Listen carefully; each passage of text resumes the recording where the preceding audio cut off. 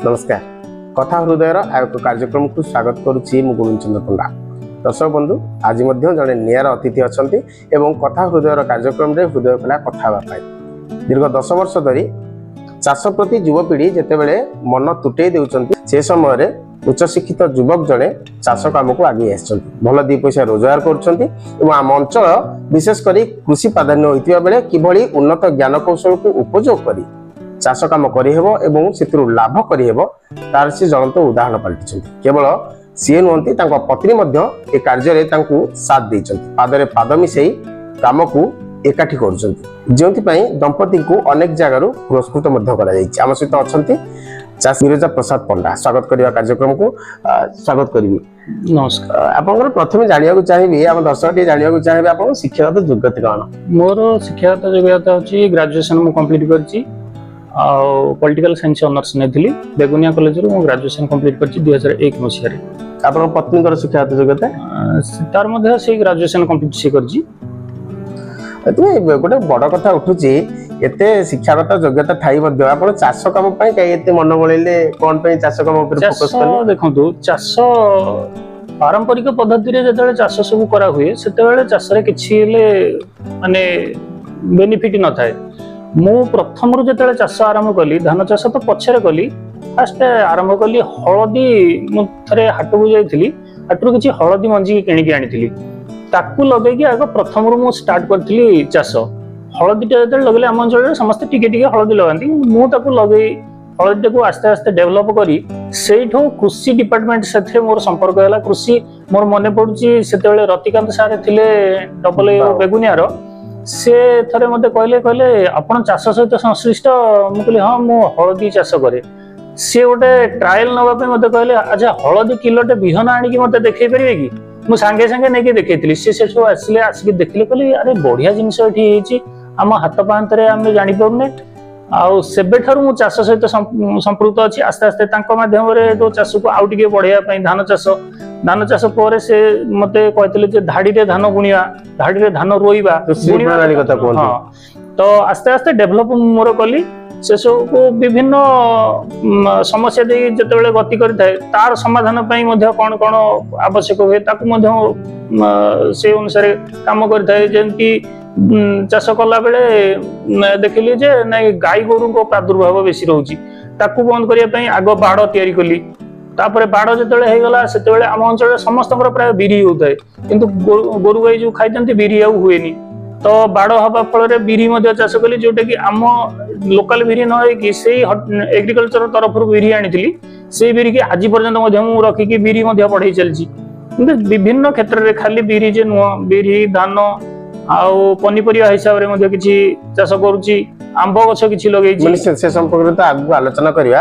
तो पंडा गोटे समय वर्तमान जहाँ उपजिची युवपीढ़ी चाष रु मुह फेरउछन्ती सेतेबेले आपण जदि कहबा समन्वित कृषि माध्यम रे सफलता पाइछन्ती केमति कोन समन्वित कृषि केमति आपण सफलता देइछि बोली भाबुछन्ती? समन्वित कृषि माने गोटे समय रे विभिन्न प्रकार रो कृषि कार्य करिवा। जेमिति कि धरंतु आमे खाली धान चाष करछि से वर्ष मरुडी पड़ी गला किबा वर्षा रे धोई हे गला तो चाषी हताश हे जियो ना ता माध्यम रे आमे ता साथी रे हिसाब करथिबा जे धान चाष बादे आउ किछि पनिपरिया फसल करिवा कि नै माछ चाष करिवा कि छतु चाष करिवा एमती विभिन्न प्रकार चाष कले सेथुरो अलगा आमदानी हे परिबो जा फल रे गोटे क्षेत्र जदि खराब हे गला अन्य क्षेत्र चाषीटे सेथुरो बंची परिबो किंतु गोटे जिंस जदि करिवो तबे सेथुरे बंची परिबोनी। सुक्त पंडा आपण बापा जन अध्यापक परिवार मध्ये स्वच्छल आपण चाहिथिले अर्थ विनियोग करी भल व्यवसाय मध्ये करि परिथांते किंतु चाष पई एते गुरुत्व काहे देले?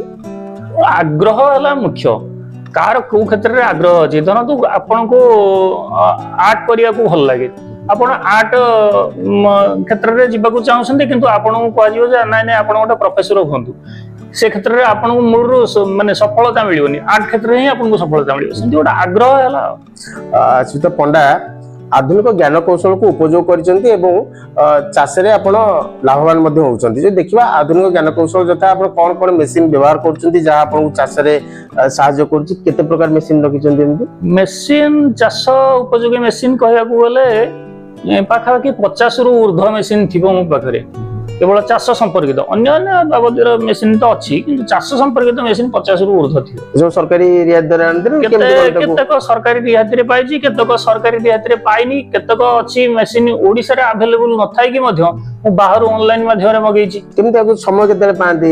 ଚାଷ ସେପଟେ ଏତେ କୋରି କରିବା ଏ ମେସିନ ଟା ମୋ ପାଇଁ ସହାୟକ ହବ ଟ୍ରାଏଲ ବେସିକ ଯେତେବେଳେ ଓଡିଶାରେ ମିଳୁନି ଆପଣ ନିଶ୍ଚୟ ପରୀକ୍ଷାମୂଳକ ଭାବେ ଆଣିଥିବେ, କେତେ ସକ୍ସେସ ହେଇଛନ୍ତି ନା ନାଇଁ? ପ୍ରାୟ ପ୍ରତ୍ୟେକ ମେସିନରେ ମୁଁ ସକ୍ସେସ ହେଇଛି। ଗୋଟେ ମେସିନ କି ଛାଡ଼ିଦେଲେ ଆଉ ବାକି ସବୁ ମେସିନରେ ସକ୍ସେସ ହେଇଛି। ଗୋଟେ ମେସିନ ମାନେ ସେଇଟା ହଉଛି ମାନୁଆଲି ରାଇସ୍ ଟ୍ରାନ୍ସପ୍ଲାଣ୍ଟର। ତାର ସମ୍ଭବତଃ କିଛିଟା ଟେକ୍ନିକାଲ ଡିଫେକ୍ଟ ଥାଇପାରେ, ସେଥିରେ ସକ୍ସେସ ହେଲାନି। କିନ୍ତୁ ଆଜିକାଲି ବର୍ତ୍ତମାନ ଗଲା ବର୍ଷ ମୁଁ ଯୋଉ DSR ପଦ୍ଧତିରେ ଧାନ ଚାଷ କରିଥିଲି, ବର୍ତ୍ତମାନ ରାଇସ୍ ଟ୍ରାନ୍ସପ୍ଲାଣ୍ଟିଂ ର ଆବଶ୍ୟକତା ହିଁ ନାହିଁ। ଆଉ DSR ପଦ୍ଧତିରେ ଚାଷ କଲେ ଯେକୌଣସି ଜିନିଷ, ଖାଲି ଧାନ ଯେ ନୁହଁ, ରବି ଫସଲ କରନ୍ତୁ କି ଚିନାବାଦାମ କରନ୍ତୁ, ଯେକୌଣସି ଜିନିଷ ଚାଷ କରନ୍ତୁ, DSR ପଦ୍ଧତିରେ ମାନେ ମ୍ୟାନ ପାୱାର କମିବା ସହିତ ଚାଷୀର ବେନିଫିଟ ଅଧିକା ହବ। ଶ୍ରୀଯୁକ୍ତ ପଣ୍ଡା, ଚାଷ ପଛରେ କାହାକୁ ପ୍ରେରଣା ବୋଲି ଭାବନ୍ତି ଆପଣ? କାହାର ପ୍ରେରଣାରେ ଆପଣ ଏତେ ବାଟ ଆସିଛନ୍ତି, ସଫଳତା ପାଇଛନ୍ତି? ପ୍ରେରଣା କହିବାକୁ ଗଲେ ତ ନିଜର ଆଗ୍ରହ ହଉଛି ପ୍ରଥମ କଥା। ତାପରେ ରହିଲା ଯେମିତି ହେଲେ ବିଶେଷ କୁ ମଧ୍ୟ ପ୍ରାଧାନ୍ୟ ଦେବି, ସିଏ ମଧ୍ୟ କିଛି କ୍ଷେତ୍ରରେ ସାହାଯ୍ୟ କରିଛି। ଆଚ୍ଛା, ଯେତେବେଳେ ଗୋଟେ କଥା ଆସେ ମହିଳା ମାନେ କର୍ମସଂସ୍ଥାନ ବା ଶାରୀରିକ ପରିଶ୍ରମକୁ ଟିକେ ନାପସନ୍ଦ କରୁଛନ୍ତି, ସେ ସମୟରେ ଆପଣଙ୍କ ପତ୍ନୀ ଆପଣଙ୍କ ପାଦରେ ପାଦ ମିଶେଇ ଆପଣଙ୍କ କଥାରେ କଥା କହି ମାନେ ପୁରା ସହଭାଗୀ ଭାବରେ ଯେମିତି ଧର୍ମପତ୍ନୀ ଧର୍ମ ନିଭେଇଛନ୍ତି। ସିଏ କେମିତି ଘର କାମ କରନ୍ତି, ଆପଣଙ୍କୁ ସହଯୋଗ କେମିତି କରନ୍ତି, କେମିତି ସମୟ ମିଳେ? ସମୟ ଶୁଣନ୍ତୁ, ସମୟ ମିଳିବାଟା ଗୋଟେ ନୁହଁ, ସମୟଟାକୁ ବାହାର କରିବା ହିଁ ମୁଖ୍ୟ କଥା। ତମେ ଯେକୌଣସି କ୍ଷେତ୍ରରେ ସମୟଟା ମାନେ ମୁଁ ଚାହୁଁଛି ଯେ ଆଜି ଏଇ କାମଟା କରିବି, ଏଇ କାମଟା ପାଇଁ ମୁଁ ଆଗରୁ ସେଟିଂ କରିକି ରଖିଥିବି ଯେ ନାଇଁ ଏତିକି ସମୟ ଭିତରେ ମୁଁ ଏଇ କାମଟା, ଯୋଉଟା କୁହନ୍ତି ପୂର୍ବ ପ୍ରସ୍ତୁତି। ସେମିତି ପୂର୍ବ ପ୍ରସ୍ତୁତି କରିକି କାମ କରୁଛନ୍ତି। ଦେଖିବା କଣ କଣ ଚାଷ ଆପଣ କରିଛନ୍ତି, ଦେଖିବା ଆମେ ଆପଣ ଛାତ ଉପରେ ଦେଖୁଥିଲୁ, କିଚେନ ଗାର୍ଡେନ କଥା କୁହନ୍ତୁ, ଘର ଭିତରେ ଢିଙ୍ଗିରି, ଛତୁ, ଏମିତି କଣ କଣ ଚାଷ ସବୁ କରିଛନ୍ତି ଆମ ଦର୍ଶକଙ୍କୁ କହିବେ ଟିକେ? ଚାଷ ତ ଦେଖିବାକୁ ଗଲେ ମୋର ମୁଖ୍ୟ ଫସଲ ହିସାବରେ ବର୍ଷ ଯାକ ପାଇଁ ଛତୁ ଚାଷ। କୋଉ ଆମର ପାଳ ଛତୁ? ପାଳ ଛତୁ ଚାଷ। ଏବେ ଢିଙ୍ଗିରି ଛତୁ ଅଳ୍ପ ତ ହେଇଛି। ସାଧାରଣତଃ ମୁଁ 2 ମାସ ପର୍ଯ୍ୟନ୍ତ ଛତୁ ଚାଷଟା ବନ୍ଦ କରିଦିଏ, କାହିଁକିନା ଏଇ ସମୟଟା ମୋର ଧାନ ଅମଳ ସମୟ। ଧାନ ଅମଳ ସମୟରେ 2 ମାସ ମୁଁ ବନ୍ଦ କରିଦିଏ, ବାକି ପୁରା ବର୍ଷ ତମାମ ମୁଁ ଛତୁ ଚାଷ କରିଥାଏ। ଆଉ ଛତୁ ଚାଷ ବାଦେ ହଳଦୀ ହେଲା ମୁଖ୍ୟ ଜିନିଷ। ହଳଦୀ ଗୋଟେ ଚାଷ କରେ, ଯୋଉଟା କି ସେଇ ହଳଦୀ ନ୍ୟାଚୁରାଲ, ମୁଁ ମୋର ହଳଦୀ ଚାଷ କରି ତାକୁ ପ୍ରୋସେସିଂ ନିଜେ କରି ନିଜେ ମିଲରେ ପେଡେଇ ଲୋକଙ୍କୁ ବିକ୍ରି କରେ। ତା ସହିତ ମାଣ୍ଡିଆ ଚାଷ କରେ, ଆଉ ଜହ୍ନା ଯୋଉଟା ବଡ ଧାନ ଯୋଉଟା କହୁଛନ୍ତି ସେଥିରୁ କିଛି ଚାଷ କରେ। ମୁଗ ବିରି ତ ଏମିତି ହୁଏ, ବାକି ବିରିଟା ମୁଁ ମୋର ହୁଡାରେ ଚାଷ କରେ, ଯୋଉଟା ବଣ୍ଡ କ୍ରପ ହିସାବରେ ହୁଡାରୁ ହିଁ ମୁଁ ପାଇଯାଏ ବିରି। ଆଉ ଧାନ ଚାଷ କରେ, ତା ସହିତ ଧାନ ଯେ ଖାଲି ନର୍ମାଲ ଧାନ ନୁହଁ, ବାସୁମତୀ ଧାନ ମଧ୍ୟ କିଛି ଚାଷ କରେ, ଯାହାର ଡିମାଣ୍ଡ ବହୁତ ଅଧିକା। ଆଉ ତାକୁ ଘର ଉପଯୋଗ କରିବା ସହିତ ମଧ୍ୟ ବିକ୍ରି ବଟା ମଧ୍ୟ ହୁଏ। ଆଉ ପିଆଜ, ଆଳୁ, ପନିପରିବା ହିସାବରେ ୟାକୁ ଚାଷ କରେ। ଆଉ ଖମ୍ବ ଆଳୁ ମଧ୍ୟ, ମାନେ ଯେହେତୁ ତାର ବାଡ଼ କରା ହେଇଯାଇଛି, ତାର ବାଡ଼ କରରେ କରରେ ଖମ୍ବ ଆଳୁ ଲାଗିଛି। ଏମିତି ବିଭିନ୍ନ ପ୍ରକାର ଚାଷ ହେଇଛି। ଆଉ ପୋଖରୀଟିଏ ହେଇଛି, ମାଛ ଚାଷ ମଧ୍ୟ ହେଇଛି। ବାସ୍ତବରେ ଯେତିକି ଚାଷ ସବୁ କରିଛନ୍ତି, ତାହେଲେ ଆପଣଙ୍କର ଯେତିକି ଅର୍ଥ ଖର୍ଚ୍ଚ କରନ୍ତି ତା ସହିତ ଶାରୀରିକ ପରିଶ୍ରମ ମଧ୍ୟ ଦରକାର। ଏଥିରେ ଆପଣ ନିଜେ ଯେତିକି ଲାଗନ୍ତି ତା ସହିତ ଅନ୍ୟ ପରିବାରକୁ ସାମିଲ କରନ୍ତି, କର୍ମସଂସ୍ଥାନ ଦିଅନ୍ତି? ହଁ, ପାଖାପାଖି ବର୍ଷକୁ 800 ରୁ 1000 ଦିନର କର୍ମସଂସ୍ଥାନ ମୁଁ ଯୋଗାଇଥାଏ ନିଜ ଗାଁର ଲୋକ। 3-4 ଜଣ ପରିବାର ପୁରା ଉପକୃତ ଏଥିରେ ହେଇଥାନ୍ତି। ଆଉ ଯେତେବେଳେ ଅଧିକା ଲୋକ ମଜୁରୀ ଦରକାର ପଡେ, ଅଧିକ ଅନ୍ୟ ଲୋକମାନଙ୍କୁ ମଧ୍ୟ ଆଣିଥାଏ। ଶ୍ରୀଯୁକ୍ତ ପଣ୍ଡା, ଗୋଟେ ସରକାର ସବୁବେଳେ ଆଲୋଚନା କରନ୍ତି, ବିଭିନ୍ନ ବିଜ୍ଞାପନ କଥା କୁହନ୍ତୁ, ଟିଭି, ରେଡିଓ ଏବଂ ଗଣମାଧ୍ୟମର ସାହାରାରେ ଚାଷୀଙ୍କ ପାଇଁ ବହୁତ ଯୋଜନା ପରେ ଯୋଜନା କରୁଛନ୍ତି। ବାସ୍ତବରେ ଆପଣ ଜଣେ ଚାଷୀ ହିସାବରେ, ଜଣେ ଅଗ୍ରଣୀ ଚାଷୀ ହିସାବରେ ସେ ଯୋଜନା ସବୁ ଚାଷୀ ପାଖରେ ପହଞ୍ଚୁଛି ନା? କାହିଁକି ନା ସରକାର ପାତର ଅନ୍ତର, ମୁଁ ବହୁ କ୍ଷେତ୍ରରେ ଦେଖିଛି ସରକାରଙ୍କର ପାତର ଅନ୍ତର ନୀତି ବହୁତ ଅଧିକା। ସରକାରଙ୍କର ଯଦି ବା ମନ ଥାଇପାରେ, ଗାଁ ଗହଳିରେ ଯୋଉ ପୁଞ୍ଜି ରାଜନୈତିକ ନେତା ଅଛନ୍ତି ସେମାନଙ୍କ ଦ୍ଵାରା ଗୋଟେ ସଫଳ ଚାଷୀଟିଏ ବଳି ପଡି ଯାଉଛି। ସାଧାରଣତଃ ମୋ କ୍ଷେତ୍ରରେ ମୁଁ କହିବି, ସାଧାରଣ ଭାବେ ଯଦି ଯେକୌଣସି ଜିନିଷର ମାନେ ସୁଫଳ ପାଇବାକୁ ହେଲେ ସେମାନେ ଆଗ ଖୋଜୁଛନ୍ତି ଆପଣଙ୍କର ରାସନ କାର୍ଡ ଅଛି। ଆଚ୍ଛା, ଯାହାର ରାସନ କାର୍ଡ ନାହିଁ ସିଏ କଣ ଚାଷ କରିପାରିବନି? ସେଟା ଗୋଟେ ପ୍ରତିବନ୍ଧକ ସାହୁଛି ଆପଣ? ସେଟା ନିଶ୍ଚିତ ପ୍ରତିବନ୍ଧକ। ସରକାରଙ୍କୁ ଆମ କାର୍ଯ୍ୟକ୍ରମ ମାଧ୍ୟମରେ କଣ ମାନେ କହିବେ ଏ କାର୍ଯ୍ୟକ୍ରମ ଯେମିତି? ମୋ କହିବା କଥା, ସରକାର ଏବେ ଜାଣନ୍ତୁ जो चाषीटी प्रकृत में चाष कर सी जेड़ बड़ ऑफिसर हो बा जेड़ बड़ मूल्याटे जिते छोट मूल्याटे हो बर चाष क्षेत्र में सी जेहेतु जड़ित अच्छी चाष संपर्कित जेकोसी जिनस आसला तो ताकू तार सुफल सी पाइबा दरकार ना सेठे ताकू पात्र अंतर कला ना तुम ये योजना तुम सामिल हो पार ना तुम राशन कार्ड ना अरे राशन कार्ड ना मो कहया कथा राशन कार्ड नथिले से चाष करबन ताकू सीधा सड़क से क्राइटेरिया काटी देउना जे तमर राशन कार्ड नाही हो ना तुम चाष करि परिबो ना ना हम देखिछु विभिन्न कृषि मेला हो विभिन्न कृषि कार्यक्रम में आपण मध्ये शामिल होउचंदी जोटी कि मुख्यमंत्री कोंतो विभिन्न विभाग मंत्री माने मध्ये आछंती ए प्रसंग तांको आगे केबे उपस्थापन करछन केतेले उपस्थापन करनी किंतु उपस्थापन करिया कथा हां निश्चित करिया कथा एटा सरकार जानिबा कथा लागू मध्ये करिवे हां निश्चित बर्तमान देखंतु जे चाष भी करूछन कोन चाष रे हमर क्षति होउची से लोक मूल्यांक मजूरी कथा कोंतु किबा बिहन किबा ताऊ केमती सठिक ढंग रे से परिचालन करि परुना केवल धान व्यतीत आगु चाष करि परुना आपण कोन हम चाष की बार्ता देबे किबळी फसल कले बा जदी फसल को एकाग्रता सहित चाष ऊपर डिपेंडेंट हेबे केमती कोन सफलता पाइबे निश्चित भाबे माने चाष जे खाली आमे कहिदबा गोटे गोटे क्षेत्र रे धरतो आमे खाली धान बुणी देले पुणी काटी देकी आनले हेरी तार आउ किछि विनियोग कलिनी एबे तो मु देखुची मूल्यर अभाव पई लोक विभिन्न प्रकार हार्वेस्टर माध्यम धान काटी दोसंती धान काटी देला पर वेस्टेज जो जिनसटा रहला ताकू जाली दोसंती जा फल रे परिवेश तो प्रदूषित होउची ता सहित माने माने जानु नांती भविष्यत पई आउ ये आमे बंचिया पई जति कि बर्तमान दिल्ली रो कथा चिंता करंतु दिल्ली रे तांकर वायु स्तर जते माने तळु खसी आसुची हम ओडिसा रे मध्ये किछि दिन पर सेही जिंस हेबो किंतु ता सेथुर मुक्ति पाया पई बर्तमान ठीक अछि आमे जानुचे जे लोक मजूरी अधिका लागुची आमे ताको केमिति लोक मजूरी कम लागिवो सेटा को चिंता करियो ना ता पई ए वर्ष मु ट्रायल बेसिस रे करथिली ए वर्ष मध्ये बहुत लोक देखिसंती से माने जानिसंती जे नाही एथरे भलो जिंस भलो रिजल्ट देछि आर वर्ष तो बहुत जिंस लोक बहुत लोक मध्ये एटा करिया को आग्रही अछंती जोटा को डायरेक्ट सीडेड राइस डीएसआर पद्धति सेटा कोन हम कार्यक्रम रे चासिंग दिए कहबे कोन से डायरेक्ट सीडेड राइस हो जी हमें मेकानाइज्ड माध्यम रे हमें धान चाष करिया हमें पारंपरिक पद्धति रे धान बुणी दोथले एबे तो धान रोउसंती आमे पारंपरिक पद्धति धान बुणी दोथले धान बुणिला फल रे आमे बेउषण निहाती आवश्यक जोटे कि पानी पाग ठीक रे हुएनी बेउषण करी हुएनी जदि बा बेउषण करा जाए तेबे हळ हडा वर्तमान लोकंकर साधारणत नाही लोक ट्रैक्टर को आपण उसंती ट्रैक्टर हबे कहले कि जदि बिल भीतर रे अछि कार जमी से बाट छाडु नथो एई सब जो असुविधा पई एबे आपण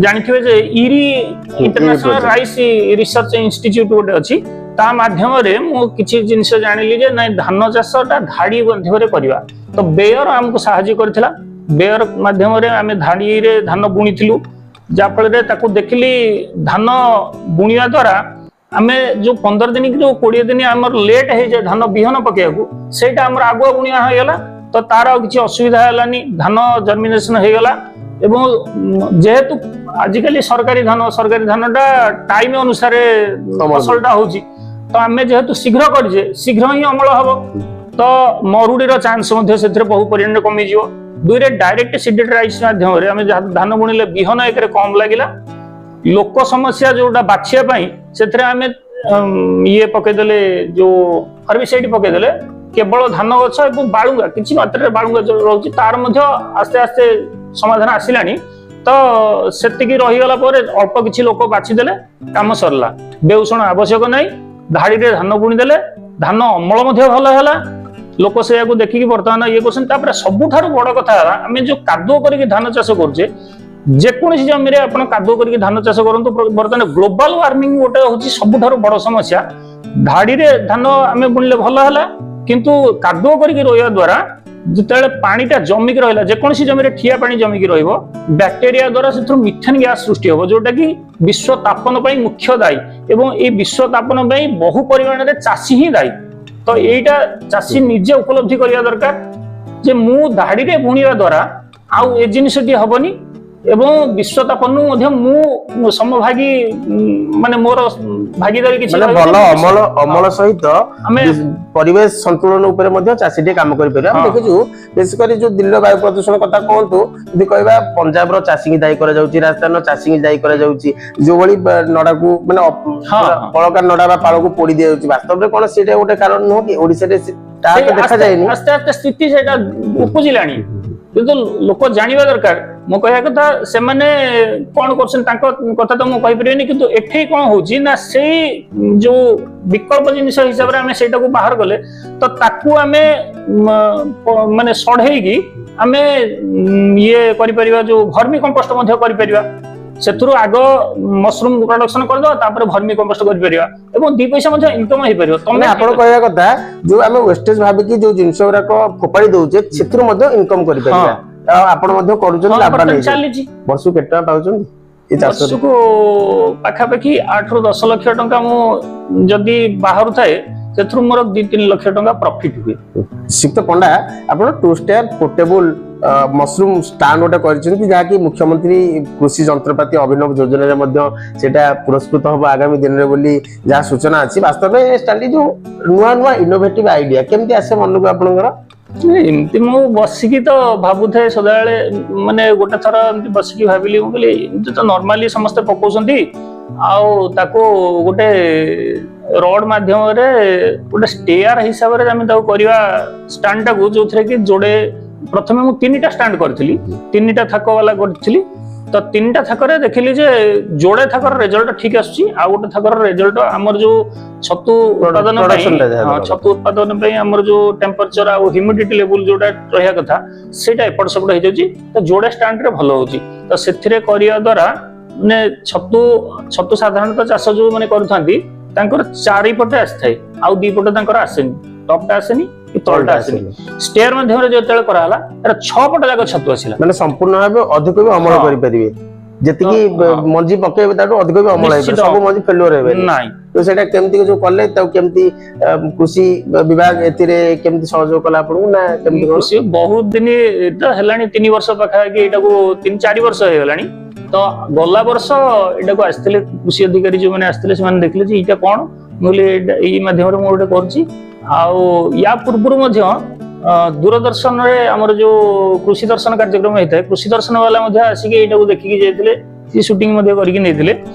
ଆଉ ସେବେଠାରୁ ମୁଁ ଏଇଟା କରିଛି। ଏବେ କିନ୍ତୁ ସେମାନେ କହିଲେ ଯେ ନାଇଁ ନାଇଁ ଏଇଟା ଗୋଟେ ନୂତନ ଯୋଜନା, ତାଙ୍କ ମାଧ୍ୟମରେ ଏଇଟା ମୁଖ୍ୟମନ୍ତ୍ରୀ କୃଷି ଯୋଉ ଅଭିନବ କୃଷି ଯନ୍ତ୍ରପାତି ଯୋଜନା ମାଧ୍ୟମରେ ଏଇଟା ପକେଇଥିଲି, ଯୋଉଟା କି ମୁଁ ମଧ୍ୟ ସୂଚନା ଟିକେ ପାଇଛି ଏଇଟା ଆୱାର୍ଡ ମିଳିବା ପାଇଁ ଅଛି। ସେଥିପାଇଁ ତ ଆଗୁଆ ଆପଣଙ୍କୁ शुभेच्छा जन दौर कार्यक्रम मध्यम पंडा आम जी देखीचु बर्तमान जड़े चाकरी कर रेस्पेक्ट दि जाए कि आप कृषक बोली विभिन्न स्थान में निजक जिते प्रतिपादित करते प्रेजेंटेशन दिखती निजक कुंठाबोध करती ना मुझे कुंठाबोध करनी निजे अरे सबू जिनस करहब कि कृषिटा माने एमती गोटे जिनिस एथिरे निजे बंचिबा सहित आउ किछि लोकों को तमे माने कर्म संस्थान देई पारुछ सेटा होछि सबुठारु बड़ खुशी। बापा केते कहंतिनी मो अध्यापक थिली मो पो तू काहे किछि करलुनी चाकरी करलुनी सेटा सुनतु सेटा समस्तको भाग्य रे न थाए जे चाकरी अछि आ जदि समस्त चाकरी ही करबा खाद्य खाद्य के उत्पादन करियो सबुठारु जदि बड़ समस्या थाए तबे खाद्य बर्तमान जो सरकार जो मागणा चाउल दउचंदी सेटा गोटे परिमाण में दायी नुह कि जति हमर बिल सब पड़िया पड़छि आपण केम देखुचंदी बिल पड़ियार प्रकृत कारण कोन बिल पड़ियार तो प्रकृत कारण सेटा मध्ये गोटे जो लेबर न मिलिबा कारण हां लेबर या पूर्व जस्ट कहती जे कृषि जो माने करूछंदी जार राशन कार्ड नाही ताकू जो सहयोग नाही सेही जिनिसटा मध्ये एठे उपयोग होउची मो कहया कथा से तो तुम मागणार देदेल चाउल तो से ये कर्मसंस्थान कहीं खोजिए तो यहीटा माने गोटे जाति जदि पछकू पलाए तो तार प्रमुख कारण होची बेगर बेगर बा भिकारी समस्या एटा तमे सरकार माने ठीक अछि सरकार रो चिंताधारा भलो अछि किंतु उपयुक्त लोक एटा को पाउनांती जा फल रे माने सरकार जते आपण गरीब गरीब हे जाउ नहीं आपण देखुथिबे बीपीएल जति की तालिका अछि प्रत्येक वर्ष बीपीएल संख्या बढ़ुची माने बढ़ुची काहे की सरकार तो सब दे दोसंती बढ़ुची काहे की समस्त चाहउसन जे हमें बीपीएल होबा बीपीएल हेले ए सब सुविधा पाइबा मागणा आउ मागणा जिनिस ही गोटे जाति की बहु वर्ष पछू ठेली दो এটা উচ্ছেদ হওয়া দরকার। ନିଶ୍ଚିତ ଶ୍ରୀଯୁକ୍ତ ପଣ୍ଡା ବର୍ତ୍ତମାନ ଯୁବପିଢି ବିଶେଷ କରି ଯିଏ ଉଚ୍ଚଶିକ୍ଷିତ ହଉଛନ୍ତି ବା ଭଲ ଦି ଅକ୍ଷର ପାଠ ପଢି ଯାଉଛନ୍ତି ସେମାନେ ଚାକିରି ପଛରେ ଗୋଡଉଛନ୍ତି କିନ୍ତୁ ଆମ କୌଳିକ ସଂସ୍ଥା ବା ଯୋଉ ଆପଣ ଯୋଉ କଥା କହିଲେ ଖାଦ୍ୟ ଉତ୍ପାଦନର ସମସ୍ୟା ସେଟା କେହି ମୁଣ୍ଡକୁ ନଉନାହାନ୍ତି। ବାସ୍ତବରେ ବର୍ତ୍ତମାନ ଯୁବପିଢି ନିଜର ସମସ୍ତଙ୍କର ବିଲ ଅଛି କିନ୍ତୁ ପଡିଆ ପଡିଛି କିନ୍ତୁ ଅନ୍ୟମାନେ ଯାଇକି କିଏ ଦାଦନ ଖଟୁଛି କିଏ କୋଉ କମ୍ପାନୀରେ କାମ କରୁଛି ସେମାନଙ୍କୁ କଣ ବାର୍ତ୍ତା ଦେବେ? ସେମାନେ ଆସନ୍ତୁ ଚାଷ କ୍ଷେତ୍ରକୁ ଆସନ୍ତୁ କିନ୍ତୁ ଚାଷ ଯୋଉ ପାରମ୍ପରିକ ପଦ୍ଧତି ଅନୁସାରେ ଚାଷ କଲେ ବର୍ତ୍ତମାନ ତ ଲାଭ ହବନି। ସେଥିରେ ମାନେ କୃଷି ଯନ୍ତ୍ରପାତି ମାଧ୍ୟମରେ ଟେକ୍ନୋଲୋଜି ୟୁଜ କରି ଚାଷ ଯଦି କରିବେ ନିଶ୍ଚିତ ଭାବେ ଲାଭ ପାଇବେ। ସମସ୍ତେ ତ ବିରଜା ପ୍ରସାଦ ପଣ୍ଡାଙ୍କ ଭଳି ସଚ୍ଛଳ ବର୍ଗ ନୁହଁ ଯେ ବିଭିନ୍ନ ଖାଲି ଯେ ମୁଁ କହୁଛି ମୁଁ କିଣି ଦେଇଛି ସେ କଥା ନୁହଁ, ଭଡାରେ ମଧ୍ୟ ମିଳୁଛି। ଆମେ ଆମ ପାଖରେ ନାହିଁ ତ ଆମେ ଭଡାରେ ଆଣି କାମ କରିପାରିବା। ଏଥିପାଇଁ କୃଷି ବିଭାଗ ଟିକେ ତତ୍ପରତା ହବା ଦରକାର। ହଁ ନିଶ୍ଚିତ ଚାଷୀ ମାନଙ୍କୁ ଟ୍ରେନିଂ ଏବଂ ଖାଲି ଯେ କୃଷି ବିଭାଗ ନୁହଁ, କୃଷି ବିଭାଗ ଜାଣିବ କେମିତି ଯେ ନାଇଁ ଚାଷୀଟି ଇଣ୍ଟରେଷ୍ଟେଡ ଅଛି, ଗୋଟେ ଭଲ ଚାଷୀଟିଏ ଅଛି ତ ସେ ତାଙ୍କ ପାଖରେ ଯାଇକି ମଧ୍ୟ ବାଜିବା ଦରକାର ନା, ତାଙ୍କଠୁ ପରାମର୍ଶ ଆଣିବା ଦରକାର ଏବଂ ସେଇଠୁ ମଧ୍ୟ ସହଯୋଗ ମିଳିପାରିବ। ଚାଷ କରିବାକୁ ହେଲେ ନିଜର ଜମି ଥିବା ଦରକାର ନାଇଁ ଭାଗରେ ବର୍ତ୍ତମାନ ଆଣି କରିପାରିବ। ଭାଗରେ ଆଣିକି କରିପାରିବ। ଏଇ ଯୋଉ କଥାଟି ଯୋଉ କହିଲି ମସରୁମ ଗୋଟେ ମାନେ ଏମିତି ଗୋଟେ ଜିନିଷ ତା ପାଇଁ କିଛି ତମ ବାଡି ବଗିଚା ଯେକୌଣସି କୋଣରେ ମଧ୍ୟ ତମେ କରିପାରିବ, ଘରେ ମଧ୍ୟ କରିପାରିବ। ହଁ କିଛି କଥା ନାହିଁ, ତା ପାଇଁ ତ ଚାଷର କିଛି ଆବଶ୍ୟକ ନାହିଁ ନା, ଏଇ ଯୋଉ ଜମିର କିଛି ଆବଶ୍ୟକ ନାହିଁ। ସମାଜ ଯଦି ମନ ବଳେଇବ ତାହେଲେ ନିଜ ବାଡି ବଗିଚାରେ ଯେମିତି ପୂର୍ବ ସ୍ଥିତି ଥିଲା ତାକୁ ଫେରେଇ ଆଣି ପାରିବ। ହଁ ନିଶ୍ଚିତ। ଆପଣ ଛାତ ଉପରେ କରିଛନ୍ତି କିଚେନ ଗାର୍ଡେନ, କଣ କଣ ସବୁ ଲଗେଇଛନ୍ତି ସେଥିରେ? କିଚେନ ଗାର୍ଡେନରେ ପ୍ରତ୍ୟେକ ଜିନିଷ ପ୍ରାୟ ଲାଗିଥାଏ, ଯେମିତି ଘରର ଉପଯୋଗୀ ଧନିଆ ଟିକେ ନ ଲାଗିଆ, ଶାଗ ଟିକେ ନ ଲାଗିଆ, ଗୋଟେ ମସଲା ପତ୍ର ଗୋଟେ ଲଗା ହେଇଛି ଯେକୌଣସି ସମୟରେ ମଧ୍ୟ ତାକୁ ଆଣିକି ବ୍ୟବହାର କରିହବ। ଏମିତିକି ଅମୃତଭଣ୍ଡା ଗଛ ମଧ୍ୟ ମୁଁ ଛାତ ଉପରେ କିଚେନ ଗାର୍ଡେନରେ ଲଗେଇକି ଗୋଟେ ଗଛରୁ 50 କିଲୋ ଲେଖା ଅମୃତଭଣ୍ଡା ପାଇଛି। ଆପଣ ଏ ବିଧିବଦ୍ଧ ଭାବେ କୋଉଠୁ ପ୍ରଶିକ୍ଷଣ ନେଇଥିଲେ ନା ନାଇଁ ୟୁଟ୍ୟୁବ ଦେଖିକି କଲେ? ମୁଁ ସାଧାରଣତଃ ଏଇ ଯୋଉ ଜିନିଷଟି କହିଲେ ଯେ କୋଉଠୁ ନେଇଥିଲେ, ଆପଣଙ୍କର ମନେ ଥିବ ଇଟିଭି ରେ ଗୋଟେ ଅନ୍ନଦାତା କାର୍ଯ୍ୟକ୍ରମ ଚାଲିଥାଏ, ଏବେ ଚାଲିଛି ନା କହିପାରିବିନି। ସେ ଅନ୍ନଦାତା କାର୍ଯ୍ୟକ୍ରମ ମୁଁ କୌଣସି ଦିନ ହାତ ଛଡା କରେନି, ପ୍ରତ୍ୟେକ ଦିନ ମୁଁ ଦେଖେ ଏବଂ ସେଇଥିରୁ ମୁଁ ଆକ୍ଚୁଆଲି ଇନ୍ସପାୟାର ହେଇଛି ସେଇଠୁ। ମାନେ ଅନ୍ନଦାତା କାର୍ଯ୍ୟକ୍ରମ ଆପଣଙ୍କୁ ଏତେ ସଫଳତା ପଛରେ ନିଶ୍ଚିତ ତାର ଭୂମିକା ଅଛି। ବର୍ତ୍ତମାନ ଚାଷୀ ଭାଇ ମାନେ ଯୋଉମାନେ ସେ କେବଳ ଯୋଉ ପୂର୍ବରୁ ଟିକେ ପଚାରୁଥିଲି ଧାନ ଆଉ ମୁଗ, ଖରିଫ ଆଉ ରବି, ତା ବ୍ୟତୀତ ବି ଯୋଉ ପନିପରିବା ଅଛି ପାଣିର ସୁବିଧା ନାହିଁ, ତା ପାଇଁ କେମିତି କଣ? ଏଥିପାଇଁ ତ ସରକାର ନିହାତି ସହଯୋଗ କରିବା ଦରକାର। ଯେହେତୁ ଜଳସେଚନ ସୁବିଧା ନାହିଁ, ଏବେ 3-4 ବର୍ଷ ତଳେ ଯୋଉ ଆମର କ୍ଲଷ୍ଟର ଅନୁସାରେ ବୋରିଂ କରାଯାଇଥିଲା, କ୍ଲଷ୍ଟର ବୋରିଂ ହେଲା, ଆମେ 7 ଜଣିଆ କ୍ଲଷ୍ଟର କରିଥିଲୁ। ସେଥିରେ ଜଣଙ୍କର ଫେଲୁଅର ହେଲା, ଆଉ ବାକି ସମସ୍ତଙ୍କର କାର 2 ଇଞ୍ଚ କାର 2.5 ଇଞ୍ଚ ଏଇ ହିସାବରେ ପାଣି ବାହାରିଲା। ଜଣଙ୍କର କେବଳ 3.5 ଇଞ୍ଚ ପାଣି ବାହାରିଥିଲା। ସେ 3.5 ଇଞ୍ଚ ଟିକେ ସେ ତାକୁ ସକ୍ସେସ୍ କରେଇଲେ, ଆଉ ସବୁଗୁଡା ଫେଲୁଅର କରେଇଲେ। ମୁଁ କହିବା କଥା ଗୋଟେ ଚାଷୀ ସେ 5 ଏକର ବଞ୍ଚେଇ ପାରିବନି, ସେତିକିରେ ତ ଏକରଟେ ବଞ୍ଚେଇ ପାରିବ। ସରକାରର ଯୋଉ ଏଇ ଖର୍ଚ୍ଚ ଗୁଡାକ ହେଲା ଅନନେସେସରି ଖର୍ଚ୍ଚ ହେଲା ନା, ତାକୁ ସେଇ ହିସାବରେ ତାକୁ ଯଦି ସହାୟତା ଦିଆଯାଇଥାନ୍ତା ସେ ତ କରିପାରିଥାନ୍ତା। ମୋରି କ୍ଷେତ୍ରରେ ବର୍ତ୍ତମାନ ମୋର ଫେଲୁଅର ହେଲା କିନ୍ତୁ ତା ଉପରେ ମୁଁ ନଳକୂପଟିଏ ବସେଇଛି ମୋ ନିଜସ୍ୱ ଖର୍ଚ୍ଚରେ, ବର୍ତ୍ତମାନ ସେଇଥିରୁ ତ ମୁଁ ଫସଲ କରିପାରୁଛି। ତ ସରକାର ଏଇ ଜିନିଷ ଚିନ୍ତା କରିବା ଦରକାର ଯେ ଯଦି ବି କୌଣସି ଜାଗାରେ ତାଙ୍କର ହିସାବରେ 4 ଇଞ୍ଚ ପାଣି ନ ଆସୁଛି, ଇଞ୍ଚେ ପାଣି ଆସୁଛି, ତ ସେଇଠି ବିକଳ୍ପିତ ବ୍ୟବସ୍ଥା କରି ଯାଇ ପାରିବ। ଯେକୌଣସି ନାଇଁ ଛୋଟ ମଟରଟିଏ ହଉ, ସେ ତ ଫସଲ କିଛି କରିପାରିବ ନା, ପୁରା ତାକୁ ବନ୍ଦ କରିଦଉଛନ୍ତି।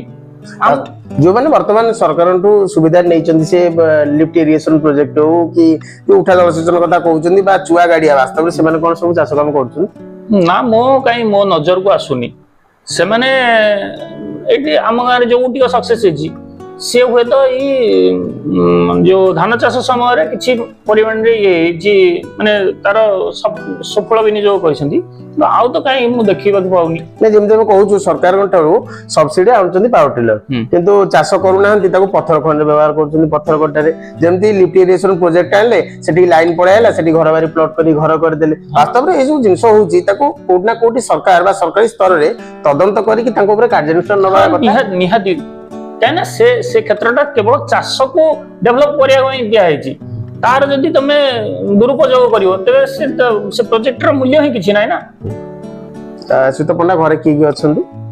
ଘରେ ତ ଆମେ ସ୍ୱାମୀ ସ୍ତ୍ରୀ, ବାକି ମୋର ଯୋଡ଼ିଏ ଝିଅ ଆଉ ନନା ଅଛନ୍ତି। ଯେତିକି ପଇସା ଚାଷରୁ ମିଳେ ସମସ୍ତଙ୍କୁ घर चलेबा पूरा चाष- सुविधा रही जाए घर तो चलिया सुविधा रही तापर जो कथारे कही चाष अच्छी जार कि आनंद ताहार माने आमे देखिया को गले आमे जहाँ पनीपरिया अधिक रिक्वायर होची आमे बाजार रो सिना किणुछु नले जेकोसी जिनिसटा आमे निजे प्रोडक्ट करी खाउछु आमे पूरा माने कोनोसी एथरे पेस्टिसाइड व्यवहार हलानी जा फल रे आमे निजे सुस्थ रहिलु एवं जो जिनिस मध्ये आमे बिक्री कलु बाहरे जो माने जानिलेनी से माने अन्य एई हळदी गुंडा न हला क्या हळदी गुंडा बाहरे 300 केते टका बर्तमान बिका होची मु 260 रे बर्तमान दोजी एवं से 260 रे मध्ये लोक माने आदिवासी साइड रे मध्ये से जानिलेनी हमर 250 ग्राम होबरो आमे जेकी सेठु आनी आसी माने भल लोक क्वांटिटी नो क्वालिटी ऊपर फेरलेनी धीरे धीरे चाष प्रणाली की फेरियो बोली भाबुचंती देखा जो आगामी दिन रे समय कहबो किंतु एई पद्धति रे चाष जो मु कहली एई पद्धति रे चाष कले निश्चित रूपे बेनिफिट हबो जा फल रे लोक मध्ये उपकृत हेई परि आगो को चाष को नै कोन लक्ष्य रखिचंती लक्ष्य कोन एई क्षेत्र रे एमति अछि तापरे मोर विभिन्न प्रकार ए जो इनोवेटिव आइडिया ए चाष रु ही मोर सृष्टि करथाय कोन सब एमति आइडिया अछि एबे गोटे मध्ये भाबिची जो साधारणतः मंडी रे धान गला बेले कटनी छटनी जो होची तार माने मुख्य जिनिस होची धान आमे प्राचीरे हो कि हार्वेस्टर रे हो जो अमल करछे सिंसा धान रे रहउची तो सिंसाटा आमे केमति धान रो बाहर करि परिबा सेति पे गोटे विकल्प भाबे गला गाली मध्ये चिंताटा आसीची एडा आगु को जते बेले हेइ जो माने पूर्णांग हेइ जो सेते बेले कहिबी सेटा मध्ये गोटे रखिची सेटा परिष्कार केमति धानटा हेइ परिबो जा फल चाषी आउ हैरान हबनी से जिनिसटी गोटे छोटिया जिनिसटी सेटा हे गला पर चाषी सेथरे पके देला आराम से सब एफएक्यू मानर धान हेइ जो नै हमर वास्तव रे एफएक्यू मानर धान एबो कोस्टल बेल्ट अछि आपण भाबुचंती बा निश्चित अछि कारण मोर मु जति धान अमल करछि धानटा को निजे चाहिले सफा सुतरा करिया को चाहिले हेइ परिबो आमे देखु जे जहा होछि व्यापार की तो दिया हो जहा होछि जेमति दे दवा सेमिति नो धान आमे उपयुक्त पैसा पाइबा ना उपयुक्त पैसा पाइबा माने उपयुक्त मानर धान दवा दरकार सरकार मध्ये धान दर बढ़ैचंती 8 टका बोनस देबे कहैचंती चाषी काम में लागियो से हां निश्चित लागियो किंतु उपयुक्त चाषी हाथ को जीवा दरकार जो माने चाष करनांती भाग दउचन धान आनी बिकुचंती वास्तव रे सेठी ओटे लाभकर मनोवृत्ति निश्चित रहउची चाषी को सरकार कोन करि परिबे चाषी यदि निजे दुर्नीति की प्रोत्साहित करो निजे निजे से तो वर्तमान परिस्थिति तो से आइची कोन करिया केवल आपण नहंती आपण पत्नी मध्ये आपण को सहाय्य करंती जा कहउथिले पचरी वासी तो राजश्री पंडा अछंती आपण केमते आपण स्वामी को चाष क्षेत्र सहाय्य करंती हां सर नमस्कार चाष क्षेत्र रे समस्त प्रकार लोक एक लागंती किंतु जेतेबेले आमे चाष करछे निजको निजे आमे माने प्रस्तुत करिबा आमे केमिति माने लोक आज न आसीबे किंतु से कामटा तो अटकीबनी ना निजको करिया पड़िबो निजे से जगह रे आमे करबा माने आमे देखिजो आपण निजे धान जो मशीन रे प्राचीर देखौचंती पानी दउचंती माने एटा सब दिनिया कथा नै खाली आमे आसुडी देखौचंती आपण नै नै नै एटा प्राय दिनिया कथा जेतेबेले लोकर अभाव पड़े